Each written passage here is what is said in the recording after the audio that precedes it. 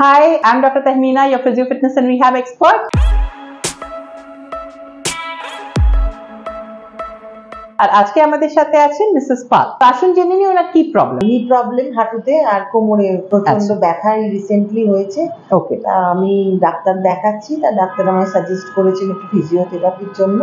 ফেসবুকে আপনাকে দেখে আমি ফেসবুক দেখে ওকে। তো আসুন দেখেন কি কি এক্সারসাইজ আমরা অ্যাজ এ লাইফস্টাইল ডেইলি বেসিসে করে এগুলোকে ভালো রাখতে পারি।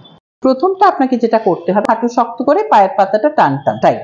1 2 3 4 5 6 7 8 9 10 এইভাবে 10 বার। তারপরেরটা হচ্ছে হালকা পাটা তোলা উপরে, এই হালকা তুলে পায়ের পাতা টান 1 2 3 4 5 6 7 8 9 10 রিল্যাক্স। থার্ড এক্সারসাইজটা হচ্ছে সোজা তোলা পায়ের পাতা টান 1 2 3 4 5 6 7 8 9 10। ঠিক আছে, তারপরে যেটা আপনাকে করতে হবে ব্যাক স্ট্রেচিং। হাঁটুটা ভাঁজ করে দুটো পা এদিকে নিয়ে আসা 1 2 3 4 5 6 7 8 9 10। সেম জিনিস ওদিকটা।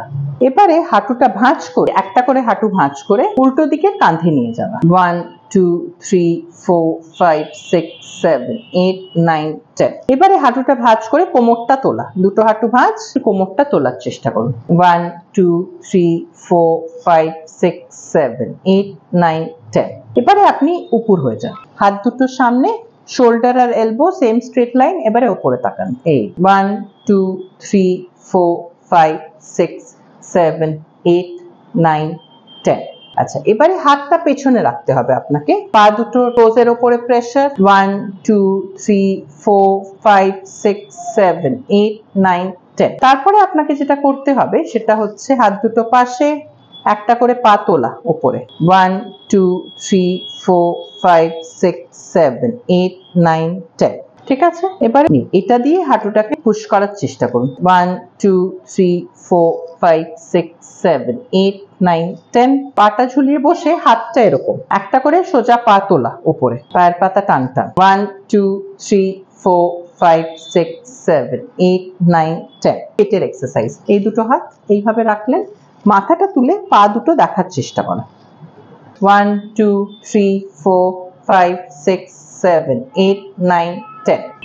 আপনাদেরও যদি ব্যাক পেন থাকে আর ব্যাক পেনের জন্য হাঁটুতেও একটা চাপ আসছে, কারণ ব্যাক পেনটা প্রোটেক্ট করার জন্য হাঁটুতে মাঝে মাঝে আমাদের চাপটা চলে আসে, তাহলে আমাদেরকে এরকম কোর স্ট্রেংথেনিং এক্সারসাইজের সাথে সাথে কিছু free hand stretching, low back stretching, নি স্ট্রেচিং প্লাস কোর এক্সারসাইজটা খুবই ইম্পর্টেন্ট। অ্যাবডোমিনাল মাসলস যদি আপনাদের উইক থাকে তাহলে ডেফিনেটলি ব্যাকে একটা চাপ আসবে, সেটাকে প্রিভেন্ট করার জন্য abdominal exercises plus low back stretching, নি স্ট্রেংথেনিং এগুলো একটু রেগুলারলি করতে হবে। তাহলে কিন্তু আপনাদের এই ব্যথাটা যেটা ব্যাক থেকে নিয়ের দিকে আসছে সেগুলো কিন্তু অনেকটাই কন্ট্রোলে চলে আসবে।